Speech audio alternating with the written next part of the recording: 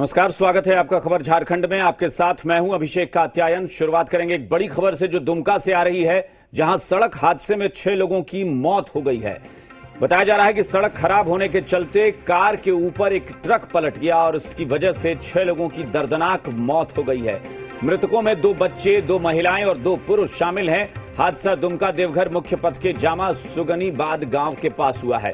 हादसे के बाद आक्रोशित लोगों ने सड़क जाम कर दिया है। लोगों को शांत कराने में पुलिस को कड़ी मशक्कत करनी पड़ी है। ये तस्वीरें, एक्सक्लूसिव तस्वीरें हम आपको दिखा रहे हैं और आप अंदाजा लगा सकते हैं कि ये हादसा कितना दर्दनाक रहा होगा कि सड़क खस्ता हाल थी, सड़क खराब थी।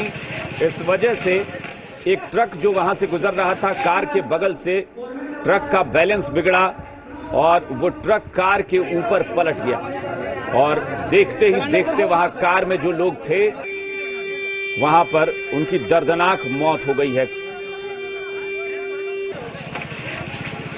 तो ये बड़ी खबर दुमका से है। सड़क हादसा हुआ है और 6 लोगों की मौत हो गई है।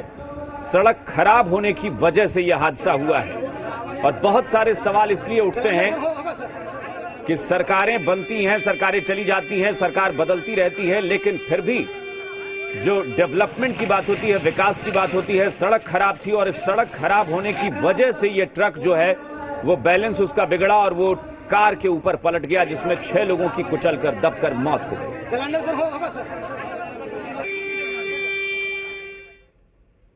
चलिए रुख करेंगे कुछ और खबरों का। गिरिडीह के डुमरी में नक्सलियों ने उत्पात मचाया है। नक्सलियों ने निर्माणाधीन डिग्री कॉलेज के पास 2 गाड़ियों को फूंक दिया है। 20 से 25 की संख्या में पहुंचे नक्सलियों ने दोनों को आग के हवाले कर दिया और जंगल में फरार हो गए। घटना के बाद पूरे इलाके में सर्च ऑपरेशन तेज कर दिया गया है। सूत्रों की माने तो अजय महतो के दस्ते ने इस घटना को अंजाम दिया है।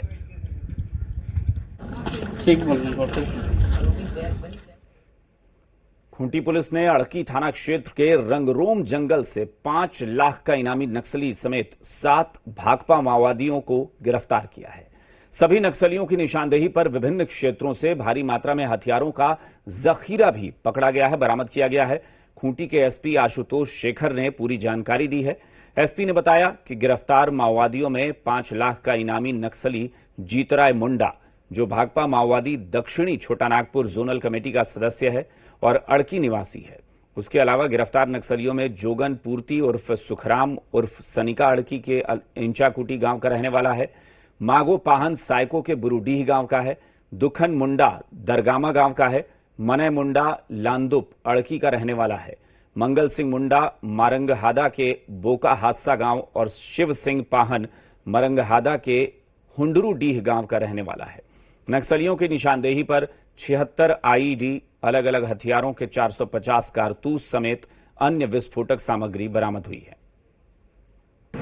इस संबंध में हम लोगों ने एक विशेष टीम का गठन किया, जिसमें अपर पुलिस अधीक्षक श्री अनुराग, अनुमंडल पुलिस पदाधिकारी खूंटी, थाना प्रभारी अड़की, थाना प्रभारी सायको, एसएसबी 26 बटालियन ऊंट के पदाधिकारी एवं कंपनी एवं हमारे साइट के जवान, इन सबों को मिलाकर एक विशेष टीम का गठन किया गया और उस क्षेत्र में हम लोगों ने छापामारी की। पश्चिम सिंहभूम में सुरक्षा बल को बड़ी कामयाबी मिली है। सड़क पर लगा 4.5 फीट लंबा पाइप बम बरामद किया गया है। घटनास्थल से बम से लगा ही 500 फीट तार भी बरामद हुआ है। झारखंड जगुआर बम निरोधक दस्ते ने विस्फोट करके इसे नष्ट कर दिया। टोकलो थाना क्षेत्र के होया हातू पुलिया के पास की घटना है। खूंटी पुलिस द्वारा गिरफ्तार नक्सली जीतराय मुंडा की निशानदेही पर यह कामयाबी मिली है और अब इलाके में सर्च ऑपरेशन जारी है। अभी हाँ दे दीजिए। पहुंच जाए।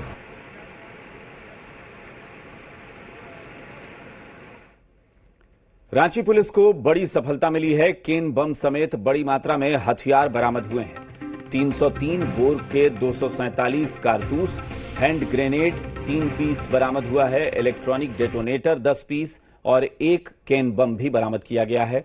तमाड़ थाना क्षेत्र से ये सारे असलहे बारूद बरामद हुए हैं। सीपीआई माओवादी जीतराय मुंडा और जोगन पूर्ति की निशानदेही पर यह कामयाबी मिली है।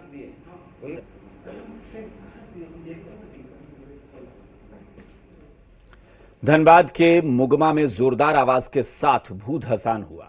मुगमा इंदिरा कॉलोनी के पास करीब 30 फीट के दायरे में भूत हसान की खबर है। आनंद फानन में ईसीएल प्रबंधन की टीम ने इस जगह की भराई कर पूरे मामले की लीपापोती शुरू कर दी। वहीं भूत हसान की घटना इलाके में दहशत का माहौल बना गई है। छाई तो बालू की तरह ना, वो पानी गोटा डंपिंग का पानी नीचे आया। गोटा डंपिंग पानी आया तो कहाँ जाएगा पानी? तो मांग था जो कहीं अच्छा जगह दे दो, जो मुआवजा है दे दो, कुछ हुआ नहीं तो नहीं हुआ तो अब क्या मांग करेंगे? पहले मांग तो पूरा हुआ नहीं, तब क्या बोले? धनबाद में कतरास बाजार में जमकर मारपीट हुई है। पूनम कपड़ा दुकान के सामने एक अंडा दुकान को हटाने को लेकर यह मारपीट हुई। पूनम कपड़ा दुकान के मालिक का आरोप है कि लॉकडाउन के दौरान एक शख्स ने कहा कि मुझे एक दुकान लगाने दिया जाए, लॉकडाउन के बाद हटा दिया जाएगा। लॉकडाउन खत्म होने के बाद जब उसे दुकान हटाने के लिए कहा गया तो दर्जनों की संख्या में लोग पहुंचकर मारपीट करने लगे।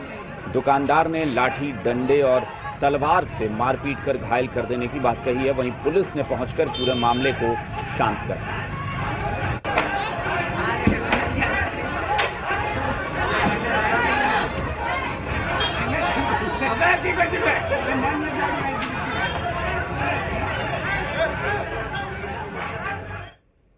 रांची के युवा नशे की जद में आकर मनोरोग के शिकार हो रहे हैं, साथ ही संक्रमण को भी दावत दे रहे हैं। रांची के सबसे व्यस्ततम इलाके में मेन रोड स्थित तेली मार्केट के सामने खुलेआम नाबालिग बच्चे नशीले पदार्थ का सेवन कर रहे हैं। हालात ये हैं कि इन्हें पुलिस का भी खौफ नहीं है।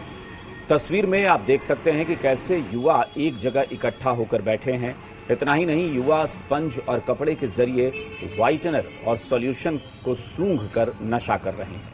वैसे कहने को विश्व भर में कोरोना का असर दिख रहा है, लेकिन इन युवाओं को मानो इसकी जरा भी फिक्र नहीं है। हैरत की बात यह है कि राजधानी में जिम्मेदार लोगों की इन पर नजर ही नहीं पड़ रही।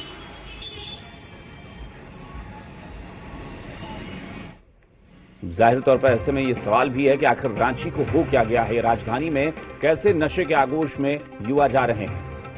नाबालिगों पर क्यों नहीं किसी की नजर पड़ रही है? कैसे आखिर खुलेआम व्हाइटनर का सेवन हो रहा है? युवाओं को कौन नशे की लत लगा रहा है? ये बड़ा सवाल है कि आखिर किस वजह से ये नशे की लत इनको पड़ रही है। आखिर कौन जिम्मेदार है? क्या काम करते हो? हम लोग काम करते हैं, किस चीज का? क्या करते हो? टाइल्स वाला हम काम करते हैं। टाइल्स वाला। हाँ, तो ये जो पी रहे हो उससे क्या होता है? कभी कभी पीते हैं। क्या होता है इससे? इससे नशा होता है। तो नशा करके क्या कैसा महसूस होता है? आय? कैसा महसूस होता है? नशा लगता है। कितना बार पीता है? आय? कितना बार पीता है? कभी कभी पीते हैं। क्या है उसमें? क्या माँ पीता है? आय? क्या डाल कर पीता है? कपड़ा में डाल करके पीते क्या हैं। है? डेनेट है। क्या डेनेट है। दिन है? हाँ। कितना देर तक नशा रहता है? आय? कितना देर तक नशा होता है?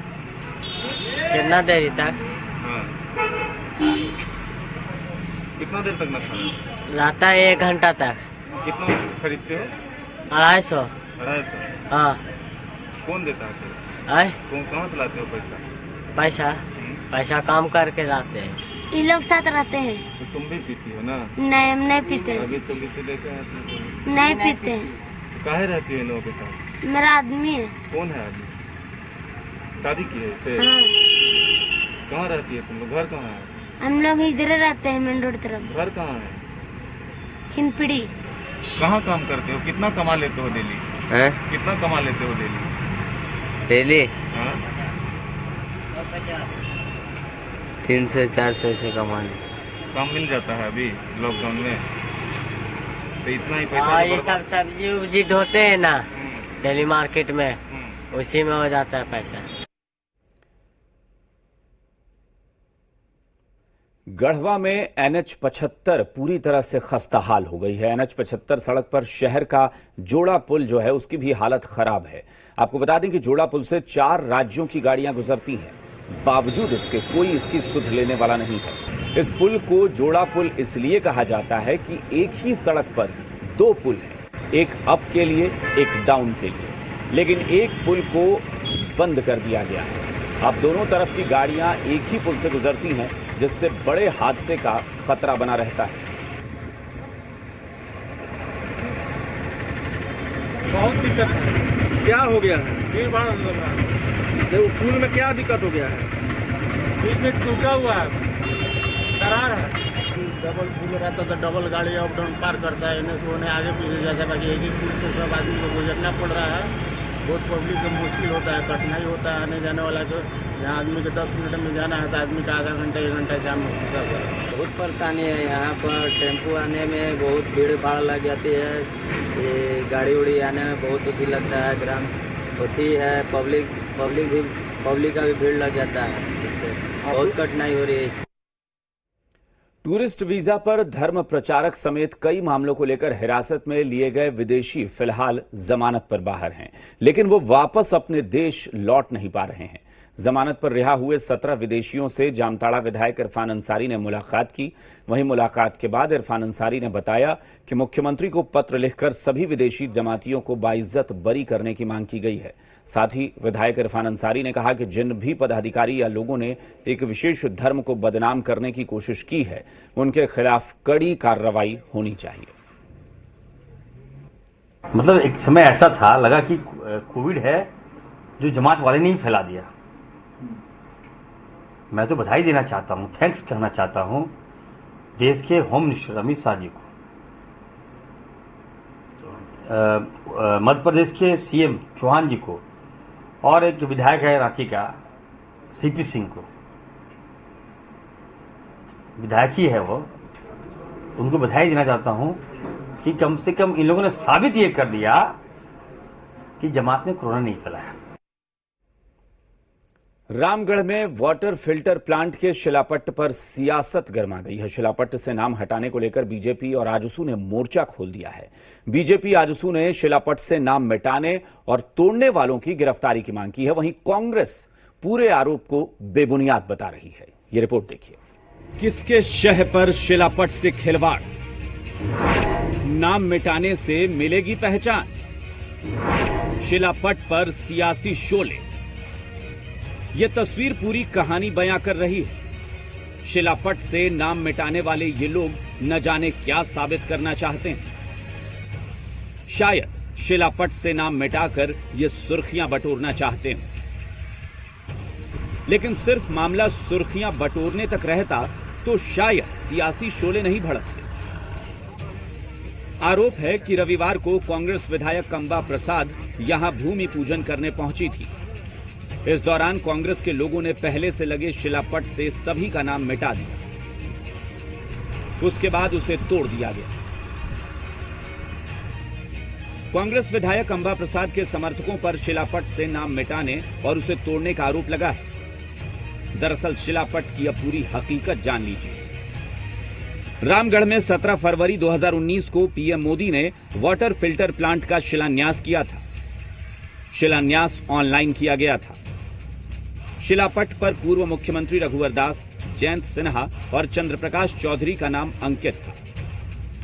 आरोप है कि कांग्रेस के समर्थकों ने इसी शिलापट्ट से नाम मिटाने और तोड़ने का काम किया है, जिस पर रामगढ़ में बीजेपी और आजसू के नेता भड़के हुए हैं और 24 घंटे के अंदर नाम मिटाने वाले को गिरफ्तार करने की मांग कर रहे हैं।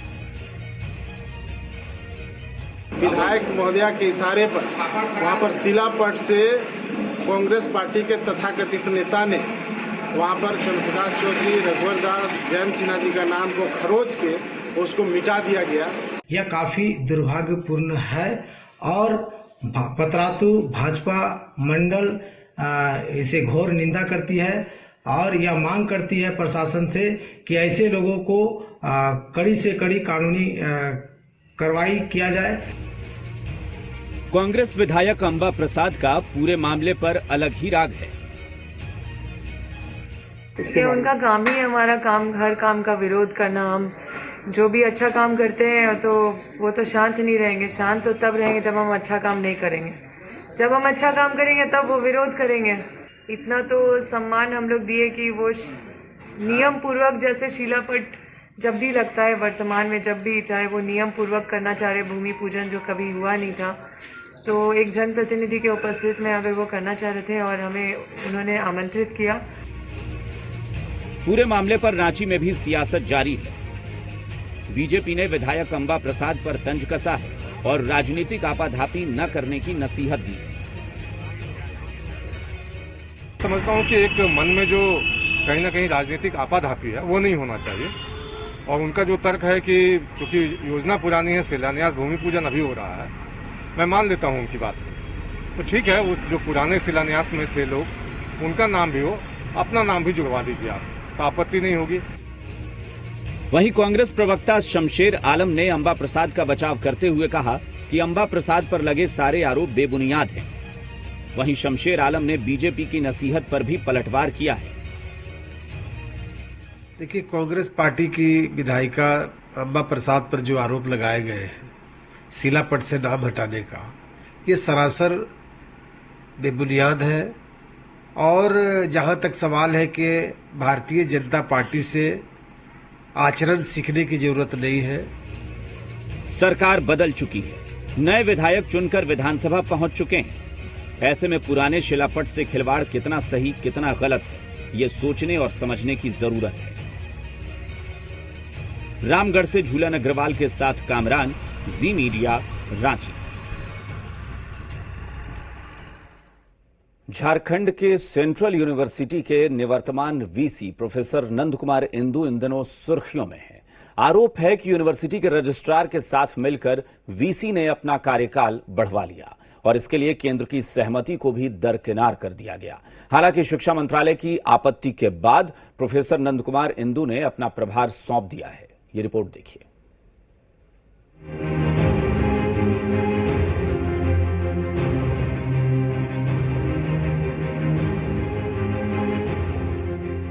झारखंड की सेंट्रल यूनिवर्सिटी में पद पैरवी पर फसाद का मामला गर्मा गया है। सेंट्रल यूनिवर्सिटी के निवर्तमान वीसी प्रोफेसर नंद कुमार इंदु पर अपने कार्यकाल को बढ़वाने का आरोप लगा है। आरोप है कि रजिस्ट्रार के साथ मिलीभगत कर अपना कार्यकाल उन्होंने बढ़ा लिया है।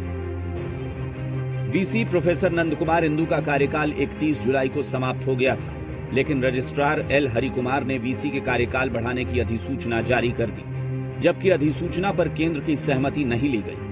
केंद्र को दरकिनार कर रजिस्ट्रार एल हरिकुमार ने अपने स्तर से अधिसूचना जारी की। अब रजिस्ट्रार से स्पष्टीकरण मांगा गया है।